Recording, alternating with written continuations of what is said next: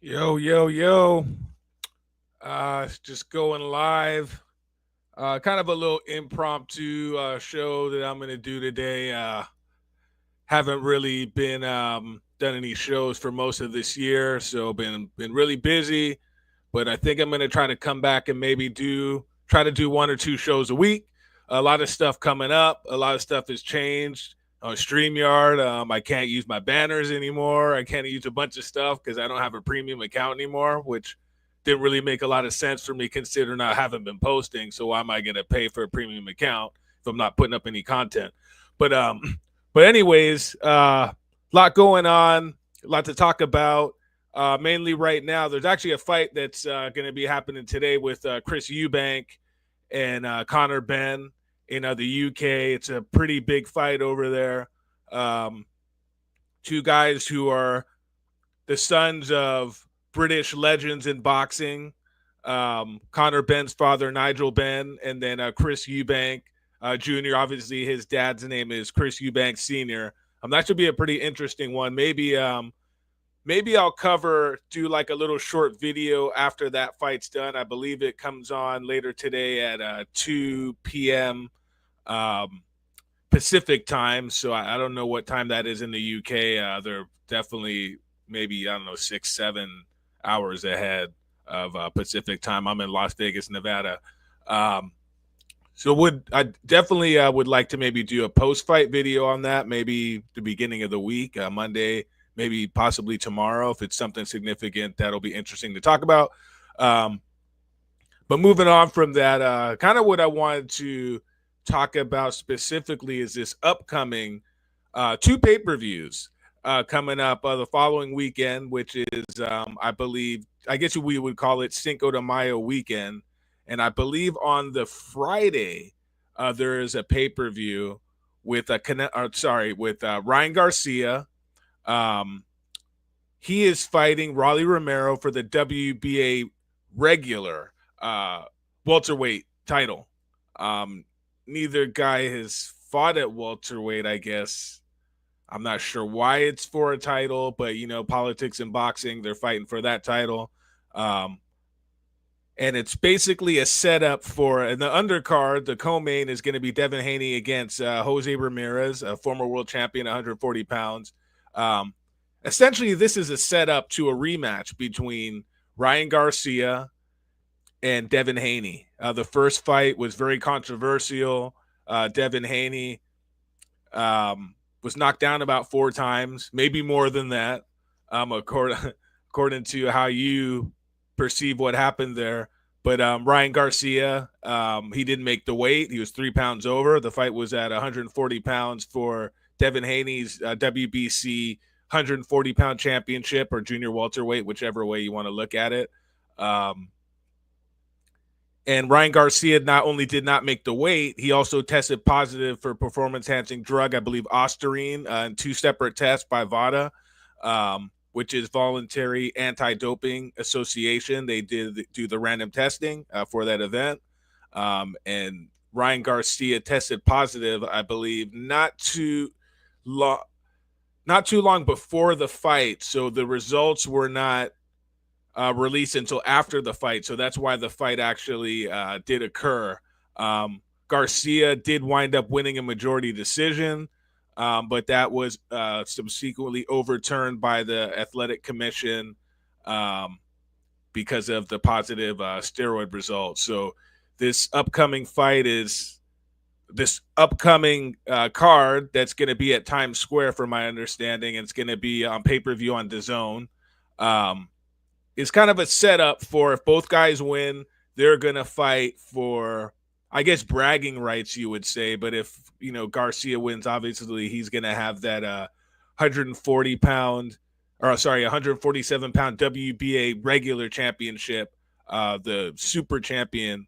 I know this can get confusing to people who don't follow boxing, but the super champion is Jerome Ennis because he unified the welterweight titles believe a couple weeks ago against Amantes Stanionis and became the unified IBF and WBA welterweight champion. So it's just getting, it's making it hard to breathe over here, just all this nonsense. But anyways, and then on the opening fight is WBO 140-pound champion Teofimo Lopez against Arnold Barboza, who's the number one challenger for his title. So that should be an interesting matchup.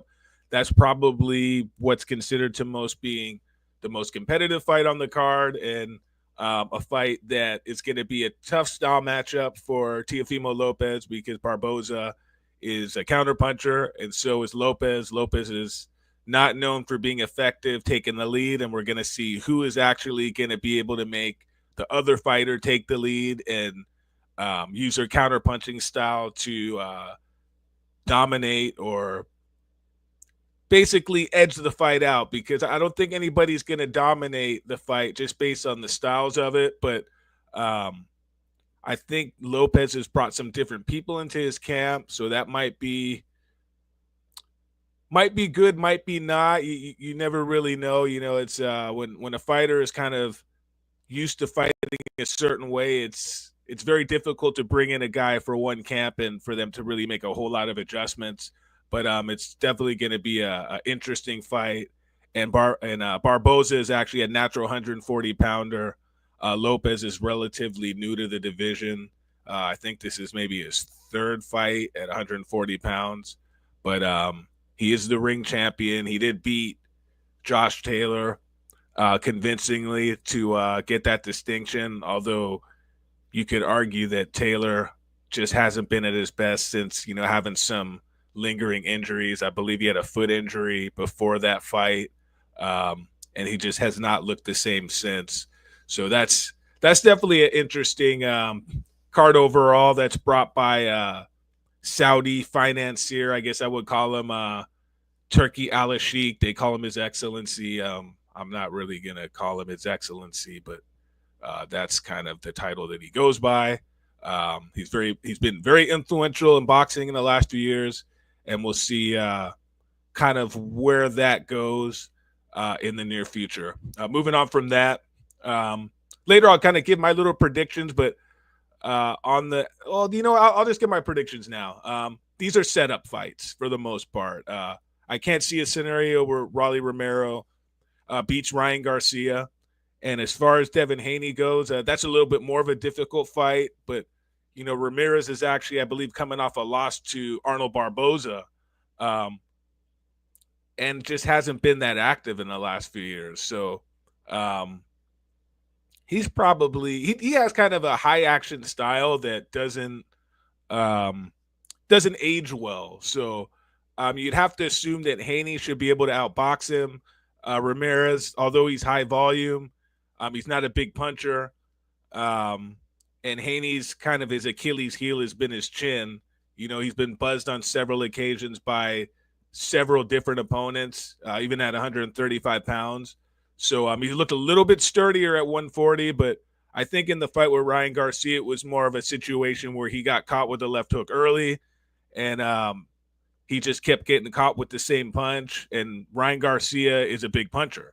So just because you get hurt doesn't mean you have a bad chin. I mean, Ryan Garcia can crack, and you can see that by the amount of knockouts he has, and he's knocked out the majority of his opponents. So that's basically leading up to the rematch between those two, which should be later in the year. So moving on from that, I think the following day is another pay-per-view, okay, with Canelo Alvarez against William Skull, who's the IBF 168-pound title holder. I'll call him a title holder. I'm not going to call him a champion. I mean, honestly, I don't want to demean any of these fighters, because being a professional fighter, the dedication and it takes just to get anywhere near that level is tremendous. So I mean, I definitely give the guy a lot of props and respect in that department. But as far as, is he really a champion?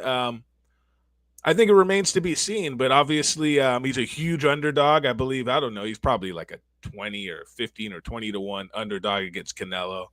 Nobody knows who this guy is for the most part. He's a Cuban national who lives in Germany. I mean, imagine that. Um, so his fan base ain't going to be very big. So the deck is stacked against him. He's not a big puncher. He is undefeated, so that's positive. You know, he hasn't learned to lose yet. And he's got a tricky kind of Cuban boxing style from what I hear. I've actually never seen him fight. So I'm just kind of going by what I hear from other people in regards to his fighting style. So take what I say with a grain of salt, you know, because I actually haven't seen him in the ring, but from what I'm hearing, you know, mind you, styles make fights. So Canelo's issues usually that he has are with fighters who move. You know, when he fought Austin Trout, he had problems with him. When he fought Arislandi Lara, who's a southpaw, South Cuban style southpaw, who has a good jab and is able to kind of use his feet and create angles and, you know, make you miss and make you pay. Floyd Mayweather, for example, even though Floyd Mayweather kind of just stood right in front of him, but just defend. He has issues with fighters who are good defensively and fighters who are not just gonna, you know, fighters who just kind of stand right there, who don't have good footwork, or you've kind of seen him have not a whole lot of trouble with these bigger fighters because they're not as mobile. And he was having some issues against, you know, fighters at the lower weight classes. So it might be an interesting fight just because this guy is so unknown. Most people just think that Canelo is just going to walk right through this guy. But one thing to note is Canelo Alvarez, I believe he's like, I don't know, almost 35 years old. He's got almost 70 fights, a lot of wear and tear. Hasn't looked the greatest in his last few fights. I mean, you could almost wonder if the desire is still there. But this is just another setup fight, because the fight that everybody wants to see is Canelo Alvarez against Terrence Crawford. That fight is tentative. If you know, barring that Canelo wins, which everybody believes he's gonna win this fight. They're going to fight at Allegiant Stadium in Las Vegas. That's the rumor. I don't know if that's 100% confirmed, but that'll be, I believe, in Mexican Independence Day weekend. That's going to be a huge fight. So this is kind of like a preliminary fight for Canelo to kind of, I guess, line his pockets, I guess you could say, before that Crawford fight. So that's kind of the deal here. But the reason why I wanted to bring up this card is not to really be super critical of anything, but I got to call out DAZN, and I got to call a spade a spade. DAZN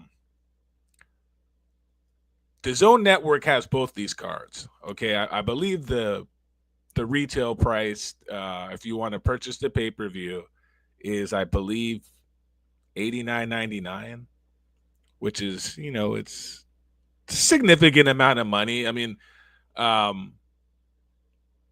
but they're two pay-per-view events in the same weekend. So why are they doing this? I just don't understand what makes them think that. And the quality of the cards is not, these are not 50-50 fights by any means. Maybe the Barboza and Teofimo Lopez fight is a 50-50. The Canelo and all the other fights that I mentioned are not 50-50 fights. So there's not a whole lot of value overall. The Canelo Skull undercard, I'm not even sure what fights are on that undercard, but they're paying Canelo so much money. I mean, can they really afford a good undercard on that? I mean, I don't know. So, and I guess they have this thing, if you buy both pay-per-views, we'll give you a discount. So instead of you paying $90, you're going to pay, I think, 60 or 70 or something. And it's like, well, how are you getting, how is it a discount when you're already getting ripped off in the beginning? I mean, some of these people who run these companies, I just don't understand who's in charge, who's making these decisions. Are they in a business to make money? Is this just a loss leader? Is this a tax write-off? I'm just trying to figure out exactly what is the end game here. I just don't.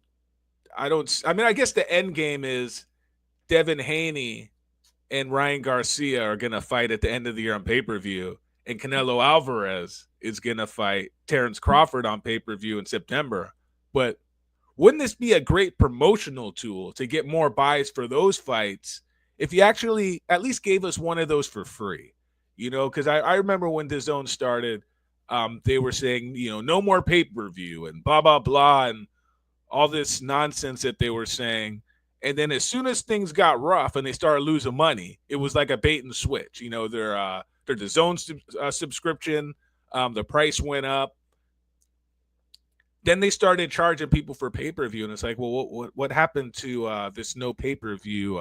It's like you come out with your slogan for the company, and then you actually, like about a year later, you actually just do a complete 180, and it's kind of shameful to me. It's just, you know, maybe you shouldn't come out so bold and so brash with these proclamations on what you're gonna do before you've actually proven anything as a business. And I think that's the problem nowadays is companies just, they want to come into the business guns blazing and think because they got a lot of money that they're just going to change the industry. And it's, I mean, it's been tried so many times. Excuse me. And it's failed so many times. So, but yeah, that's pretty much what I kind of wanted to talk about. As far as the competitiveness of these cards, there's not really much to talk about. I mean, these are just showcase fights for the main event fighters to set up for another fight. I mean, these are setup fights. I mean, it's as cut and dry as it can be. I've been around this business for many years, and I kind of know how this stuff it kind of goes. Hopefully for Canelo Alvarez and then all the people that are kind of, I guess, the Saudi money that he's kind of got behind him, Riyadh Season, who's funding this whole event. And I think that's who he has this new 4-fight contract with. I'm just hoping there's no, like, he doesn't slip out on a banana peel or anything here and ruin this big fight with Terrence Crawford, because in reality, this fight with William Skull does absolutely nothing for Canelo's credibility. I mean, I think all this could do is like hurt it, because if he kind of looks bad, the guy I believe has a negative kind of style that might make Canelo just not look at his best. That hurts the value of the pay-per-view. I just don't. I mean, I understand the guy's got a belt. You know, they stripped him, but I mean, does anybody really look at William Skull as a legitimate champion? I don't think so. I don't even think most of the casual fans really care about. I mean, they know that Canelo is the real 168-pound champion, super middleweight.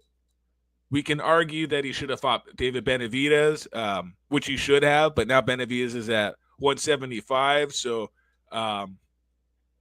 he kind of sidestepped that fight, and now it's not really an option for him. So who else was he going to fight? Terrence Crawford, one of the best fighters in the world. He's willing to step up to the challenge. And Canelo took the challenge. So this fight with Skull just doesn't really have a lot of significance other than Canelo wants to get his belt back that they stripped from him. That Skull won in a vacant title bout against, I believe, an Armenian from Canada that lives in Canada. I think Eric Bazinian, and that was a close fight that William Skull won, that vacant title on. So moving on from that, Jerome Ennis. Interesting, just, to talk about him just briefly before I get out of here. I just want to do a quick impromptu. Looked sensational a couple weeks ago. Was that because Jerome Ennis is a sensational fighter, or is that a little bit because his opponent was regarded a little bit higher than he should have been? I think it's a little bit of both. Maybe it's because of just the style matchup. If you're a fighter that stands right in front of Jerome Ennis, I mean, you're going to make him look like Roy Jones. You know what I mean? But if you can move a little bit and be a little bit tricky and not just stand there and, with your hands up and just let him kind of tee off on you and, throw jabs down the middle of your guard like he was doing to Stan Otis, you have a shot. And sometimes he gets a little bit, I would say, maybe bored in there. I think it's more just because he's so talented. He makes little mistakes here and there and he gets hit. But I think it's more because once he's kind of a little bit comfortable in there with who he's up against, he's not really worried about what's coming at him, because I just think the level of opponents he's been fighting, they're not anything that he feels he can't deal with. And I'm sure, the fighters he spars with in the gym, I'm sure he fights guys that are probably a lot bigger, a lot stronger, although it is sparring. But I don't think anybody in this division is really a threat to Jerome Ennis at this time. So I think once he moves up to 154 pounds, I think he's going to be more defensively responsible. I think he's going to be stronger because he's not going to have to cut the weight.